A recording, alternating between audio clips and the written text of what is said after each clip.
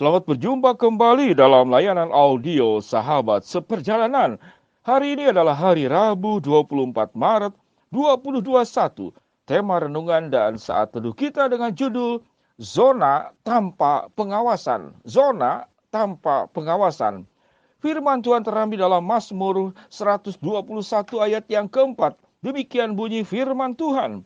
Sesungguhnya tidak tertidur dan tidak terlelap penjaga Israel.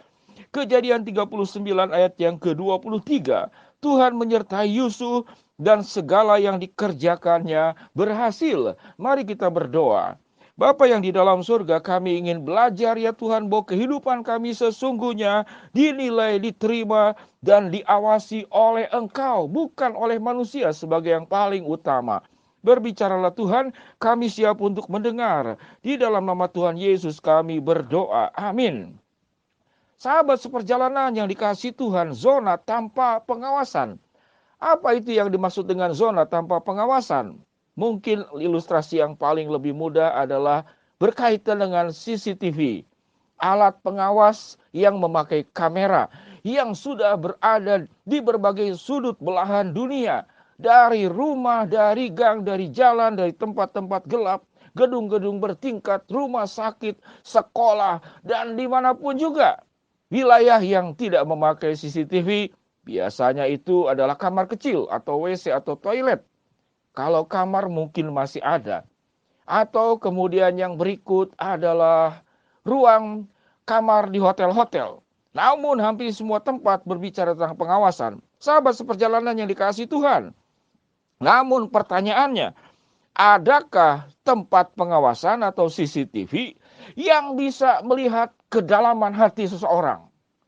Adakah alat yang bisa melihat kedalaman hati seseorang? Tidak ada seorang pun yang sanggup untuk melihatnya.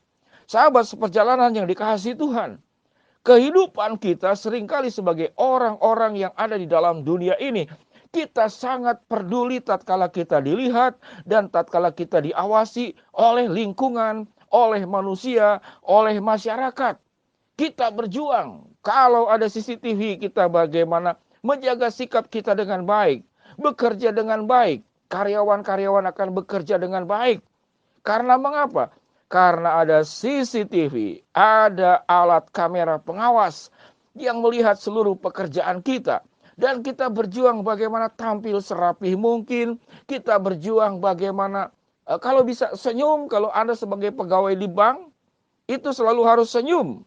Setiap kali ada klien, ada konsumen datang, ada klien datang, nasabah datang, Anda harus berdiri, lalu kemudian melipatkan tangan dalam bentuk hormat, lalu kemudian mengucapkan selamat pagi, selamat siang, atau selamat malam. Apa yang bisa saya bantu dengan nada bicara yang sudah dilatih? Sahabat seperjalanan yang dikasihi Tuhan, kita berjuang untuk mencari penilaian dan penerimaan dari manusia. Waktu kita belajar dari Yusuf, bagaimana Yusuf yang kemudian ditolak, dinilai buruk oleh saudara-saudaranya, dijual. Sampai kemudian Potifar membelinya sebagai seorang budak dan menerimanya. Kalau kita boleh belajar sebetulnya dari Yusuf, kalau melihat keadaan bagaimana keluarganya membuang dia, bagaimana kemudian dia mengalami kesulitan yang sedemikian besar, dia akan kecewa. Sewaktu berpikir menerima penerimaan dari keluarga, dari kakak-kakaknya. Waktu dia berpikir menerima penerimaan dari, katakanlah, dari lingkungannya. Sewaktu sudah diterima oleh Potifar, dipercaya, juga mengalami fitnah. Dari siapa? Dari istri Potifar yang berjuang bagaimana menggoda dia. Mengapa? Yusuf begitu menarik karena Alkitab mengatakan Yusuf itu manis sikapnya dan elok parasnya dengan fitnah dari istri Potifar. Akhirnya bagaimana Yusuf dijebloskan ke dalam penjara. Namun tidak ada catatan kemudian Yusuf mengalami kekecewaan. Dia tetap melihat Allah yang mengawasi dia. Dia melihat ada CCTV yang dari Tuhan, bukan dari manusia. Yang menilai bagaimana hatinya itu memiliki ketulusan, kebersandaran kepada Allah. Setiap keadaan yang ada di dalam izin Tuhan pasti punya rancangan yang terbaik dari Tuhan. Sahabat seperjalanan, kita tahu bagaimana kemudian Yusuf mengalami keberhasilan di dalam hidupnya. Kejadian 39 ayat 23 apa yang dikatakan? Tuhan menyertai Yusuf dan segala yang dikerjakannya berhasil. Betapa pentingnya hidup kita itu adalah bergantung kepada CCTV yang berasal dari Tuhan. Tidak ada zona tanpa pengawasan di dalam dunia ini sewaktu engkau dilihat oleh Tuhan. Manusia hanya melihat apa yang dari luar, namun Tuhan melihat kedalaman hatimu. Sewaktu seorang itu hidupnya berdasarkan penilaian dari Tuhan, hidupnya akan benar. Sewaktu seorang itu hidupnya itu berdasarkan penerimaan dari Tuhan, dia akan bahagia. Sewaktu kita menuntut penilaian dari manusia, hidup kita tidak pernah akan bahagia. Sewaktu kita menuntut penerimaan dari manusia, hidup kita tidak pernah akan bahagia. Karena manusia menerima kita dengan maksud, dengan tujuan, hubungan yang timbal balik. Aku memberikan berapa kepadamu, kamu mengembalikan juga berapa kepadamu. Yusuf tidak peduli dengan persoalan hidupnya. Yang dia peduli bagaimana dia mengandalkan Tuhan. Yang dia peduli bahwa Tuhan mengetahui kehidupan Yusuf. Bahwa Tuhan mengawasi Yusuf. Yang dikatakan dalam Mazmur 121 ayat yang keempat. Sesungguhnya tidak tertidur dan tidak terlelap penjaga Israel. Tuhan tidak pernah tertidur menjaga kita, melindungi kita, menyertai kita. Sewaktu diizinkan masalah oleh Tuhan, Tuhan memberikan kekuatan kepada kita, memberikan jalan keluar kepada kita, memberikan rancangan yang terbaik, masa depan yang penuh dengan harapan, dan memberikan rancangan damai sejahtera, dan bukan rancangan kecelakaan. Sahabat seperjalanan, zona tanpa pengawasan. Manusia bisa melihat seluruh kegiatan fisik yang dapat diawasi oleh CCTV. Namun manusia tidak pernah mengenal hati kita.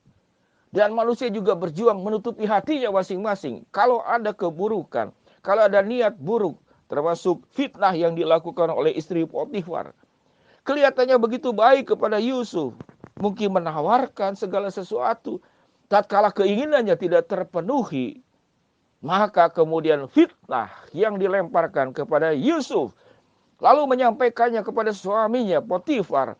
Bahwa Yusuf mau kemudian memperkosa ataupun melakukan tindakan yang tidak senonoh kepada istri Potifar, akhirnya dipenjara. Kecewa atau tidak?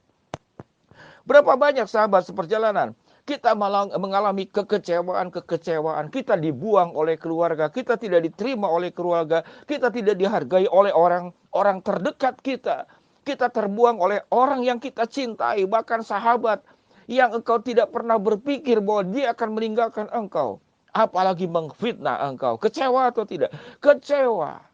Sudah bekerja dengan baik, bagaimana Yusuf begitu bertanggung jawab, lalu difitnah, lalu masuk penjara. Sudah dibuang menjadi budak, bekerja dengan baik, lalu difitnah, lalu masuk penjara. Namun kemudian bagaimana Yusuf kemudian dipakai oleh kepala penjara, yang dari sanalah, dari jatuh bangun sampai terpuruk kepada bawah, Yusuf hanya memandang bahwa CCTV dari Tuhan. Hanya Tuhan yang melihat dia. Hanya Tuhan yang menilai dia. Dan penerimaan yang terbaik itu hanya dari Allah.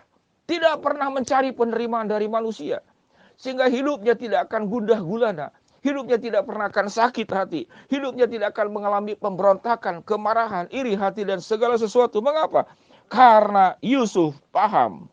Pengawasan itu hanya dari Allah. Yang mengawasi hatimu, hidupmu, pikiranmu, dan menjaga dan memberkati hidupmu. Zona tanpa pengawasan hanya ada di dalam Allah, dan Allah menilai kita, menerima kita secara luar biasa. Mari kita berdoa. Bapa yang di dalam sorga, hamba-Mu berdoa buat sahabat seperjalanan yang sedang sakit di rumah sakit maupun di rumah. Tuhan jamah, Tuhan sembuhkan. Hamba-Mu berdoa untuk salah seorang sahabat seperjalanan yang barusan saja ditinggal oleh ibunda yang tercinta dan sudah dimakamkan. Tuhan kuatkan, hiburkan keluarga yang ditinggalkan. Buat sahabat seperjalanan yang sedang berharap, memohon sesuatu, Tuhan kabulkan sesuai dengan waktu dan rencana-Mu. Buat sahabat seperjalanan yang sedang mengalami kendala, kesulitan, halangan, problem, masalah, seperti yang dialami Yusuf, belajarlah percaya bahwa Tuhan menyertai sahabat seperjalanan dan segala yang dikerjakan akan berhasil di dalam pertolongan Tuhan. Di dalam nama Tuhan Yesus kami berdoa. Amin. Shalom sahabat seperjalanan, Tuhan memberkati kita semua. Amin.